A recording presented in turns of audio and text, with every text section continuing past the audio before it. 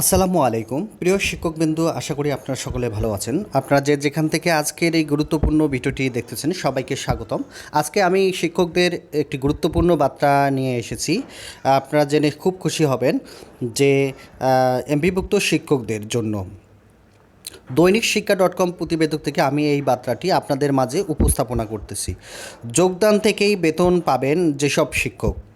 বেসরকারি শিক্ষক নিবন্ধন ও প্রত্যয়ন কর্তৃপক্ষ এনটিআরসি সুপারিশ পেয়ে বিভিন্ন স্কুল কলেজ নতুন শিক্ষক যোগদানের মাস থেকেই বেতন বা এমপিত্ব পাবেন।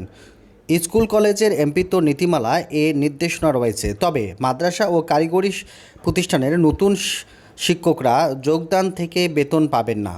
মাদ্রাসা ও কারিগরির এমপিত্ব নীতিমালা এ ধরনের কোনো ঘোষণা এখন পর্যন্ত অন্তর্ভুক্ত হয়নি। স্কুল কলেজের নতুন শিক্ষকরা যোগদানের পর এমপিভুক্ত হতে দেরি হলেও তারা যোগদান করার মাসেই বেতন বকেয়ার বাবদ পাবেন। এর আগে চতুর্থ এবং তৃতীয় গণবিজ্ঞপ্তিতে বিভিন্ন স্কুল কলেজ যোগদান করা শিক্ষকরা যোগদানের মাস থেকেই বেতন পেয়েছেন। যাদের এমপিত্বর আবেদন করতে কয়েক মাস সময় লেগেছে তারাও বকেয়ার আবেদন করে যোগদান থেকে বেতন পেয়েছিলেন।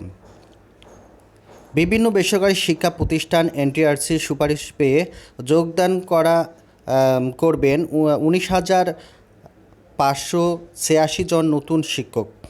আগামী 19 সেপ্টেম্বরের মধ্যে তাদের যোগদান করতে বলা হয়েছে। 2021 খ্রিস্টাব্দের 28 মার্চ বেসরকারি স্কুল কলেজের নতুন এমপিত্ব নীতিমালা ও জনবল কাঠামোর জারি করে শিক্ষা মন্ত্রণালয়ের মাধ্যমিক ও উচ্চ শিক্ষা বিভাগ। নীতিমালার 17.7 অনুচ্ছেদে বলা হয়েছে, এমপিভুক্ত শিক্ষা প্রতিষ্ঠানে এনটিআরসির সুপারিশ প্রাপ্ত হয়ে এমপিত্ব পদে যোগদানকৃত শিক্ষক প্রদর্শকের একাডেমিক সার্টিফিকেট, প্রয়োজনীয় কাগজপত্র, নিবন্ধন ও সুপারিশ যথাযথ থাকলে এবং অতীতে অপরাধমূলক বা বিরূপ কোনো রেকর্ড না থাকলে ও প্রতিষ্ঠানের কর্মরত থাকলে তাদের এমপিভুক্ত শিক্ষা প্রতিষ্ঠানের যোগদানপত্র গৃহীত তারিখ থেকে কার্যকর করা হবে।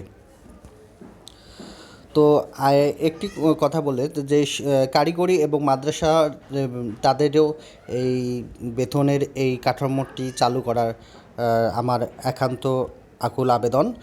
তারা কেন বাদ পড়বে, এটি থেকে বঞ্চিত হবে? শিক্ষার সব খবর সবার আগে জানতে আমার এই চ্যানেলটি সাবস্ক্রাইব করে রাখুন এবং পাশে থাকা বেল আইকনটি বাজিয়ে দিন। আল্লাহ হাফেজ।